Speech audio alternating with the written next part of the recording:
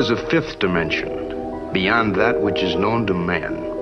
It is a dimension as vast as space and as timeless as infinity. It is the middle ground between light and shadow, between science and superstition, and it lies between the pit of man's fears and the summit of his knowledge. This is the dimension of imagination.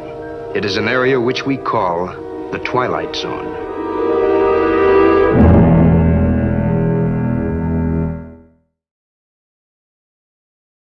Number one, to come into the truth movement, if you're really concerned about truth, you've got to check an ego at the door, okay? You do not know everything. A lot of you think you do, but you don't. I certainly don't. Through your school system, through your education that you're so proud of, that builds your whole ego, your whole value in life, it's impossible for you to discard it and admit you were deceived. Let me tell you something. You've been deceived. It's not your fault. You can let go of your ego. Nobody's gonna laugh at you except other people that can't let go of their ego. But people that have caught on to the con and realized the power grab that's taken place, they're not gonna laugh at you. They're gonna welcome you.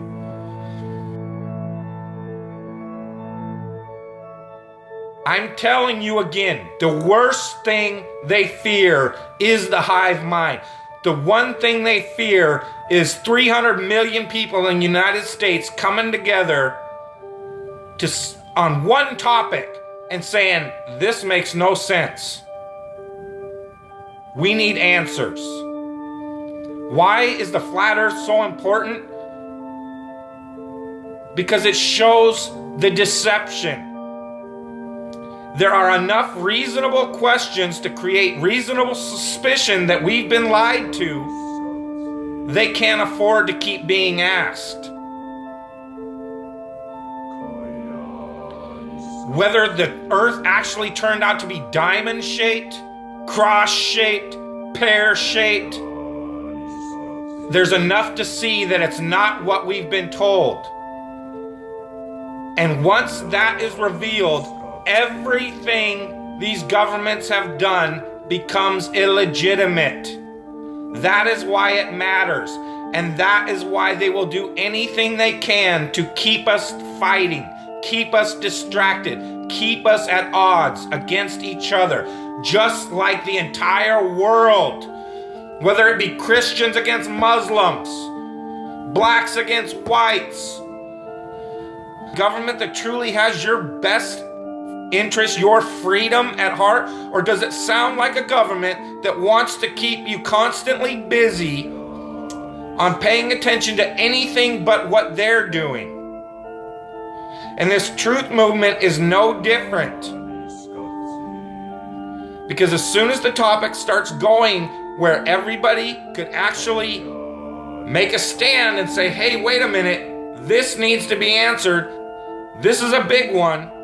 And I don't care what anybody says, the flat earth, the shape of the earth, is the biggest conspiracy and has been used to manipulate, deceive, and control us all. If God forbid everybody came and started demanding answers, and once they can't provide those answers, people realize they are busted. It can't be a mistake. It can't be anything but the deception and control mechanism it is. Flat Earth is not a psyop. Flat Earth destroys the psyop. Every psyop that's been used to control us for as long as they've known about it. So this system has been in power and control for hundreds of years, ever since they convinced the rest of the world that they didn't know where they live, and created this fantastical scenario to make people feel insignificant and to follow those that appear to know better, that are just better liars, deceivers, that have no conscience, and will do everything and anything to everybody and anybody they can to keep that power. Because people are waking up. And no matter how much they try to suppress this flat earth movement, Oh, it's gonna keep moving one way or another. You can see it. People are waking up. So now, louder than ever, I can hear that clock. Tick-tock, tick-tock, tick-tock, tick-tock. It's a religion. It's all a religion. You know why? Because government is a religion. Government is the majority of the world's true God, because they believe that these people have some sort of power, and they've even convinced us that we've given it to them. They still have us convinced in 2015, the age of instant communication, that we for some reason need representatives in a city that's not even part of this country called Washington, D.C. to represent us.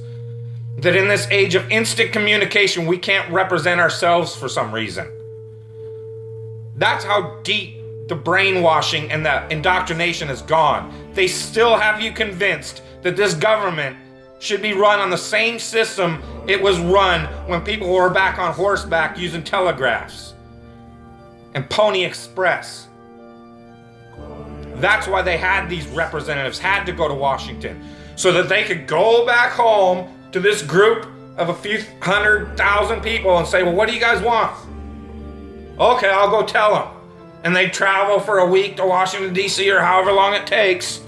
That's why you needed representatives. Now I can push this button and talk to anybody in the world. What the fuck do I need a representative for? Because it's the power system, the control system. They have to keep indoctrinating you in schools, teaching you about everything and anything but where you live. Now they have to treat out all the money that was going into the educational system to control your mind isn't working anymore. People see how stupid everybody is. That is the failure of government. See, Flat Earth proves the failure of government, period. Because it's either deceived and lied and indoctrinated us all into a false system, or it's completely failed in making people realize if they really live on a globe, a lot of people don't see it. So your education system has failed now, hasn't it? In order to believe it, we've got to believe a bunch of math formulas that only a few people in the world can supposedly understand, and we've just got to take your word for it. Here in this age of all this technology where I can get on this phone, record this video, and send it out to the world, they can't seem to find a way to easily, simply prove to everybody on the planet where they live. It always depends on some formulas that the majority of the people don't understand. And again, the people that do understand it don't understand it. They either that know it's bullshit or they believe it's bullshit because it's just religion and it's not proven. It's just tailored, twisted formulas to fit their agenda. It doesn't wash out in reality. What difference does it make? What difference does it make? Yeah, that's their favorite line. Got a lot of people, what difference does it make? You can't figure out what difference it makes? If you can't figure out what difference it makes that the people running your world have fucking lied to you over and over your whole life, if you can't figure out that someone lying to you is trying to control you. Suppressing of information, of knowledge, is control. Deception of information and knowledge is a form of control. So what difference does it make? It makes a big difference, because once they start omitting information or lying about information about where you live, they're doing it to control you, period. Why am I having to explain this to critical thinkers in the truth movement? Where you live, it's been a lie the whole time. And if everybody would just come together and demand answers, they would be in checkmate. They would not know what the fuck to do. They cannot prove it. They can't prove the globe because it doesn't exist. So once you call on them, they're done. You then remove them from power and go from there. That rips down all the other conspiracies. You then have access to all these top secret government files, that national security that they hide all the evidence under. The way you control billions of people is to keep them divided and fighting each other. So they focus on anything and everything but you and how you're controlling them all. If it's true, does it change how I live my life?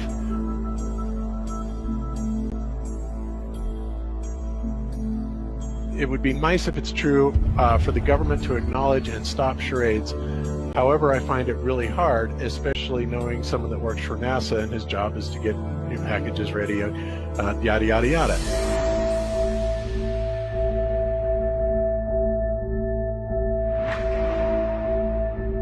So again, what difference does it make? Well, that's, like I said, that's a great question. And this is something that is not an easy answer because of the magnitude of what we're talking about here.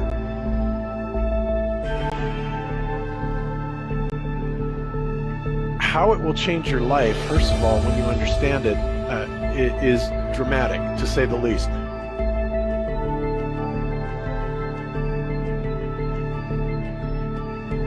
Will it change you from having to go to your job every day and the things that you typically do every day? No. But when this knowledge becomes more mainstream and these agencies are starting to be held accountable, and you understand that they're all participating in this, not just the United States government, not just NASA, but China, Russia, India, all of them have space programs. They all have the same symbolism. They're all doing the exact same thing to their citizenry. The deception goes all the way to the top. And when I say all the way to the top, you have to kind of get rid of the notion that the people at the very highest levels are working together. People that control the world are not, we're not against each other. There was never any such thing really as the Cold War. We're really not enemies with anybody else. This is all a facade that's being brought on for our benefit.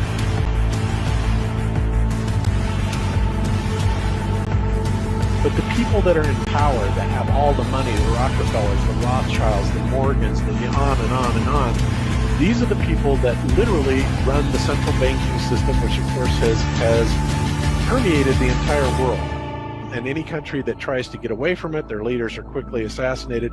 It goes on and on and on. So you have to understand, and I think you have to understand conspiracies a little bit to understand the magnitude of this deception.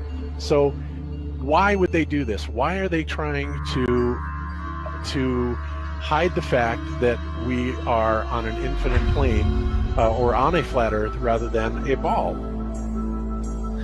The answer to that, there's a lot of answers to that, but in my personal opinion, if you isolate people into the idea that they're on a blue marble that's in the middle of a universe that is really insignificant and there's thousands or millions and billions of other worlds and possibly other civilizations, that makes most people think that we are insignificant and that, you know, we did actually come about, you know, as some sort of an accident. All right. Now, when people believe that, it is their minds are much more malleable into being given the idea that, you know, there is no God, there is no creator, that all of this is just some sort of random happenstance. And because of that, you know, that also gives the controllers kind of this fertile soil to build other deceptions on, okay? And it's all about control. Remember, it's not about money. Money is irrelevant. They print the money, right? Money is just, you know, something that you and I agree has value, but it really is just pieces of paper, right? These people are printing the money. They can print money all day long if they want to, and they do. So it's not about that. It's not just about power either. It's about total control.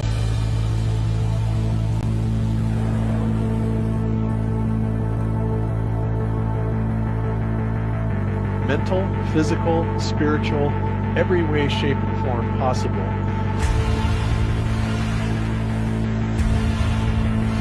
And, you know, to wrap your head around this type of deception, you know, whether you're religious or not, you know, if you're religious, then you understand that this is Satan's plan all along.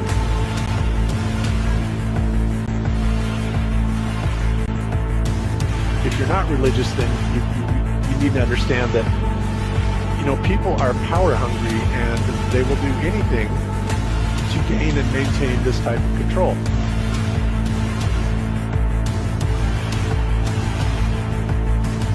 So ultimately, to get back to the question, how will it change? How will it change you? Think about when this idea catches on and the awareness of the level of deception that we are kept under. I always look at those things too, as the fact that we would have that video of the sun going around, or a 24-hour sun video like that in every classroom in the world, because it essentially, if shown to be true, would be proof of the globe. I always go back to the very idea that we were never taught about flat Earth. Just imagine for a second that flat Earth is silly and ridiculous as everyone makes it out to be. So if that were the case, then why wouldn't a whole 2 weeks of class in 6th grade, 7th grade, 8th grade be spent having half the class argue on behalf of flat Earth and having the other half argue on behalf of the globe, have them come up with ideas and thoughts and experiments, and then you put those into action, and then you come together at the end of the 2 weeks and you show which one clearly has more evidence, and then people walk away and they would understand why they live on a globe, they would believe they lived on a globe, they would have proof they lived on a globe. That would be the case if the globe was true. Instead, you were not talked about flat Earth at all. It was in passing, it was ridiculous, Christopher Columbus, it was just thrown aside. No evidence was given for the globe. It was a matter of fact. It was known. It was scientifically accurate. That's the way they taught it. And then they taught the flat Earth, the idea of falling off the edge. If you think that that's for no reason, that they just didn't feel like teaching us with actual evidence, and I mean, it's so clear that there's a reason behind why they would do that. And why would they go through all the steps that they've gone through to change the idea of whether or not Columbus or people before him thought the Earth was flat? It is a concerted effort by academia et al. To go through and destroy anybody or anything, any book.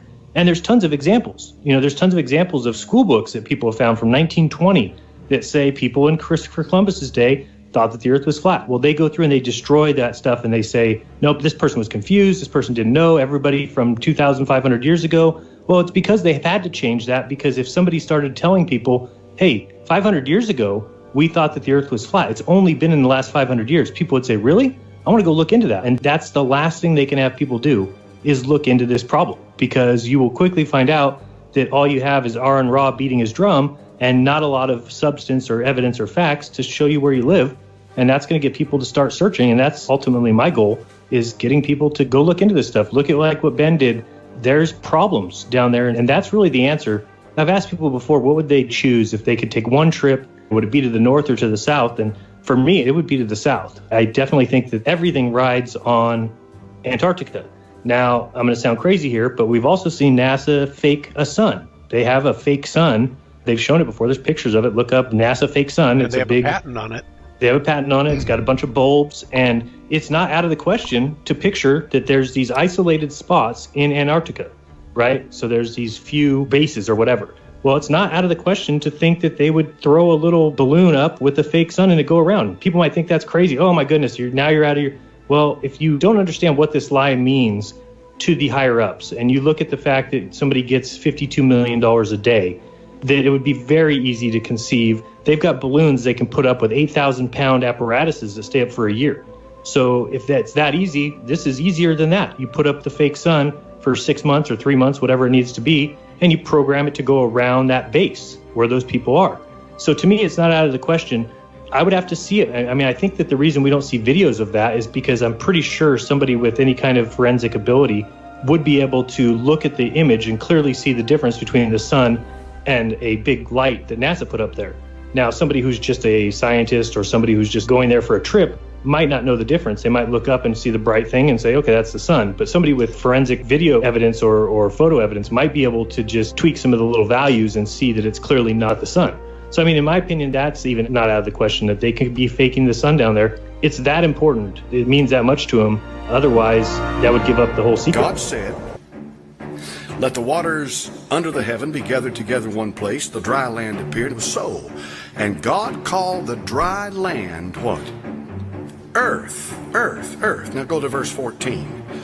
God said, let there be lights in the firmament of the heaven, divide the day from the night. Let them be for signs, seasons, for days and years. And let them be for lights in the firmament of the heaven to give light to the earth. And it was so, and God made 2 great lights.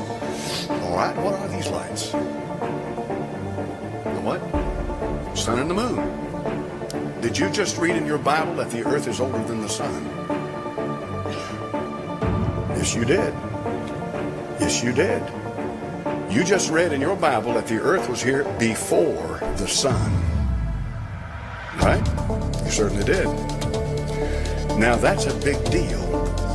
Now here's what you get into. There's two big words I'm going to throw out here to you. That's what I'm giving to you. And I want you to think about it. Geocentric and heliocentric. So what does that mean? It's just a big word. You pay for the education, let the folks know you've been in school. Here's what it means. Geocentric means that the earth is the center of the universe. Heliocentric means that the sun is the center of the universe, known universe, our solar system, and everything revolves around the sun. With a geocentric view, the sun and everything revolves around the earth, and the earth is fixed where it is. Now, here's the thing. My little excursion into this has revealed that most of the people that believe in a geocentric view of the earth also believe that the earth is flat. I'm going to throw some things out there for you this morning. I love debate. If what you believe is real, and you really believe it, and you have a foundation for that belief, you should be able to defend it.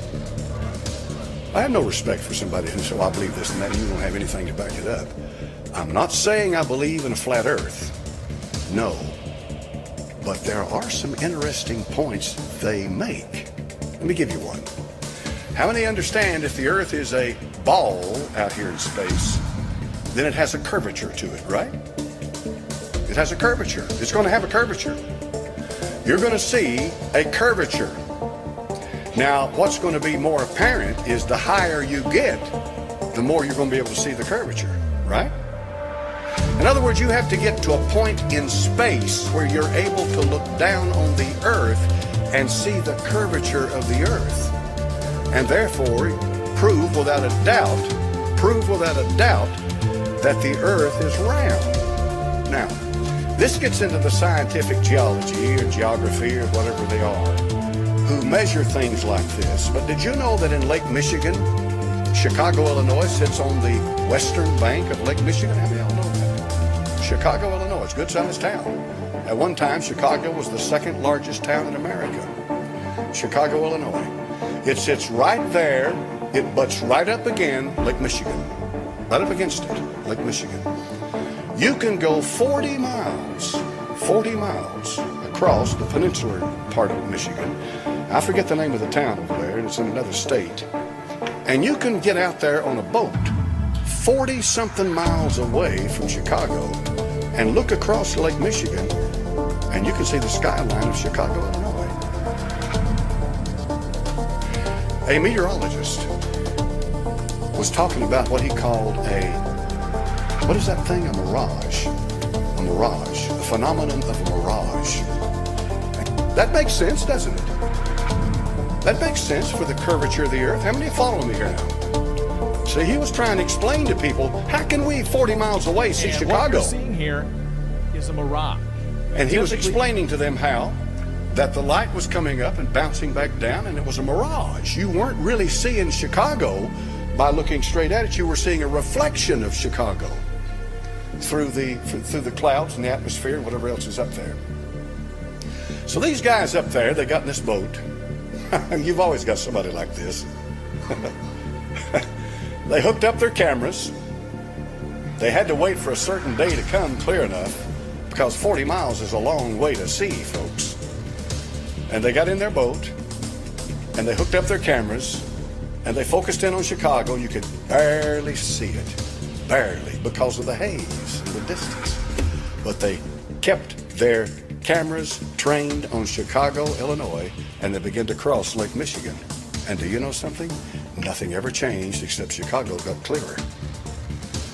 Now, if you're following me in all of this, here's the point.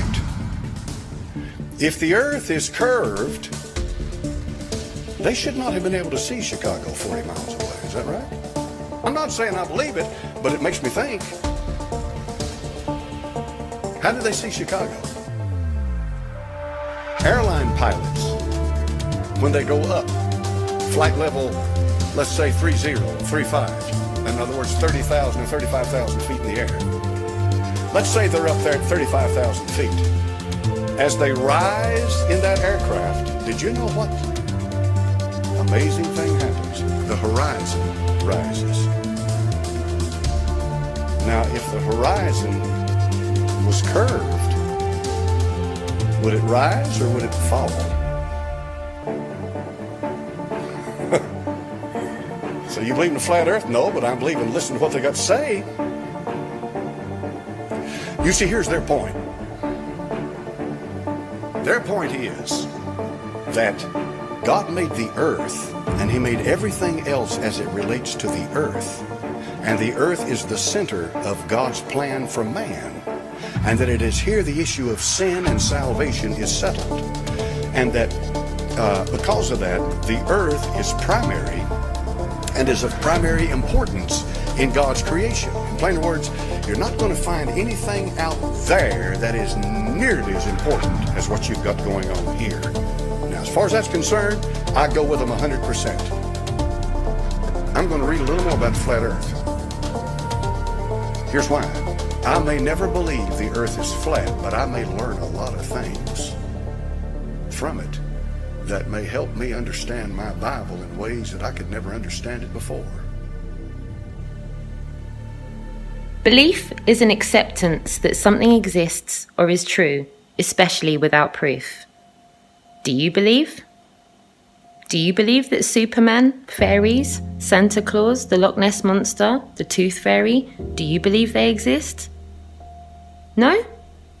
So why do you believe in a globe Earth? What is your evidence? Or is it a belief, a hand-me-down of repeating so-called knowledge without proof? For instance, a teacher teaching a student about fire-breathing flying dragons, who later becomes a teacher teaching about fire-breathing flying dragons.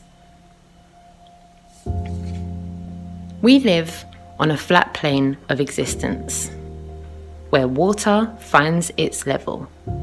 The horizon line is always flat and rises to eye level, no matter how high you go. Objects only converge into the horizon and disappear once they are past the vanishing point of a person's vision. Whenever an object passes the vanishing point of an observer's vision, the observer can bring the object back into view by zooming in with either binoculars, a high-zoom powered camera, or a telescope. This debunks all claims of objects disappearing over the curvature. Aeroplane flight routes only make sense on a stationary plane realm. Tracking flights will reveal that all flights arc towards the Arctic. No flights ever arc towards the Antarctic. This is because the world is not a globe. The shortest path from point A to point B is a straight line. You cannot track flights in the oceans south of the equator. The reason is that the Global Positioning System, GPS, is actually the Ground Positioning System. The northern half of the world is more or less identical in shape and distance on both the globe as well as the plane realm models. In the southern half of the world, the two models are completely different, of course. GPS only tracks flights in the north. All intercontinental southern flights always have to travel to the north to get to their destinations. This is because we live on a stationary flat plane of existence, not on a spinning globe in vacuum. Gravity is a theory that explains why objects stick to the globe instead of falling off into the vacuum of space. Gravity exists in strict support of the theory of relativity, which states that large masses in the universe create space-time, which bends the vacuum of space and creates a phenomenon called gravity. In a vacuum, space cosmology, the direction is relative, in that up is anywhere away from the core of the planet, and down is anywhere towards the core of the planet.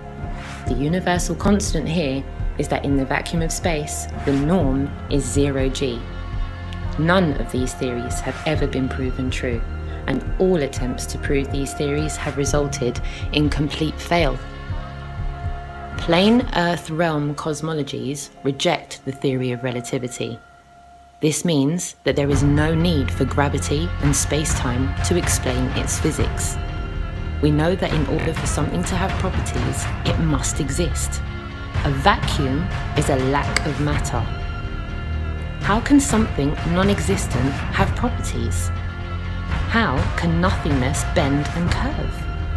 It can't. This proves that there is no science behind space-time or gravity, and that the two theories are fabrications of the imagination rooted in magic rather than real physics and science. Plain Earth cosmologies instead claim that reality is absolutist, in nature rather than relative. This means that the universal constant is 1g, objectively and absolutely down instead of 0g. There is no natural 0g. All matter, when placed in a vacuum, will objectively fall downwards.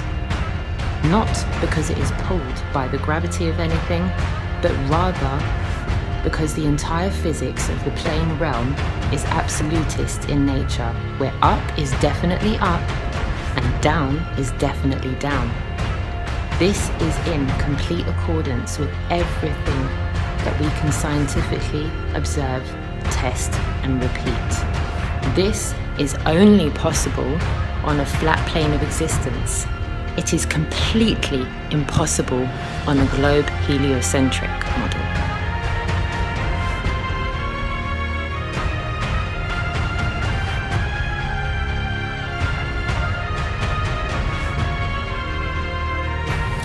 If a pilot is flying around the curve of the Earth, then he should be dipping the nose down every 5 minutes. He should be dipping the nose down to stay around the curve.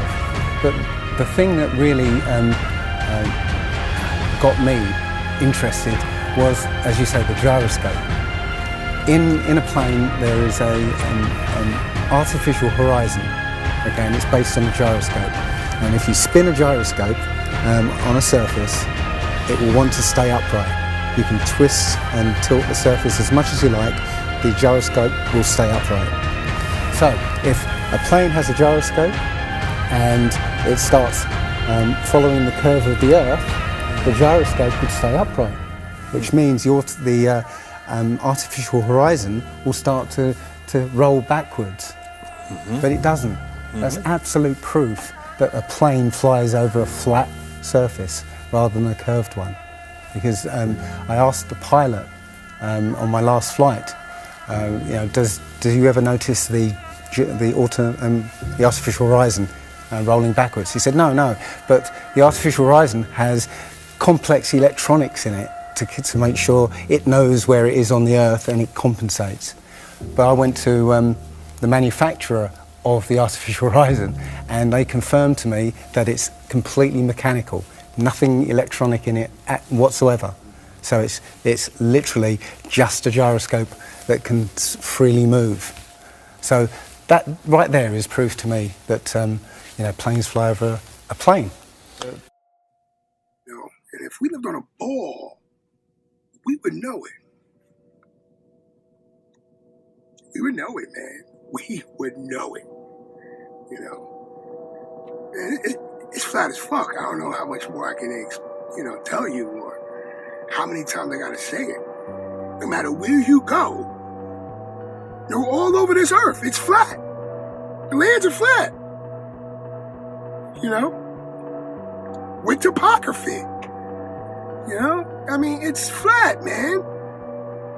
The sea level's flat. Sea floor is flat. Horizon is flat. The Earth is flat. I just don't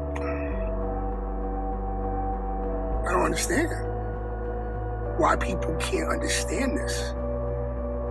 And I think more people are like, no way, there's no way our government could be lying to us about something like that. There's no way that all of these scientists that they pumped up and propped up is lying to us in the past.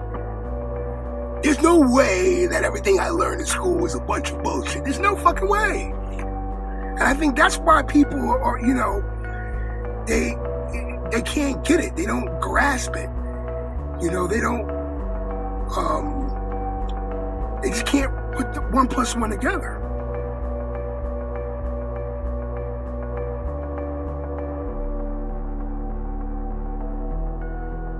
And that's why they like the TV. Because brainwashing is real, folks.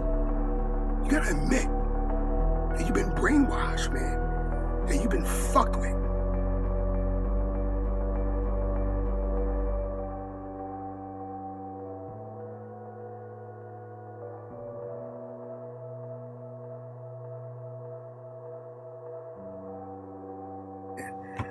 That you present people with evidence, you know, you get people to think, and they just can't get it through their thick skulls, man. Like they've been lied to like that. You know, they ain't never seen curvature before. They ain't never seen the Earth from the view that NASA says, you know, we live on, you know. Perfect sphere. How does water bend into a ball, man? What's holding up the water? It's a perfect sphere. What's holding up the water to curve it into a ball? You're not even fucking thinking, man.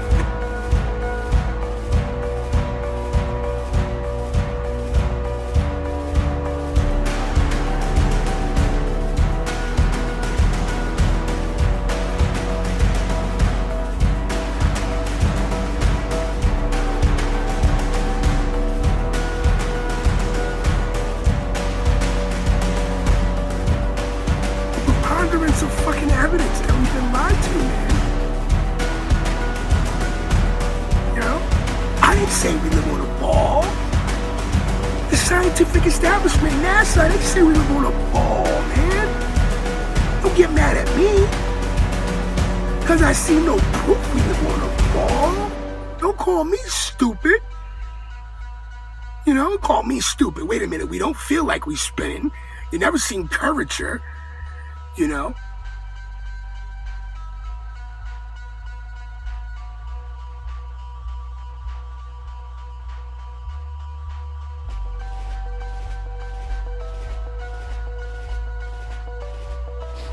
The Earth does not curve downwards anywhere. What country, what state, what continent does the Earth curve downwards? Not only that the Earth does not curve downwards, it does not curve upwards. You live on a flat, stationary plane. You do not live on a ball. You do not live on a spinning ball. You do not live on a tilted, spinning ball. You've been lied to. Your whole entire life.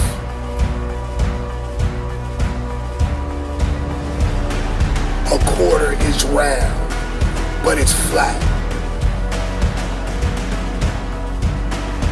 We know it's round, but it's flat. The Earth does not curve downwards, nowhere.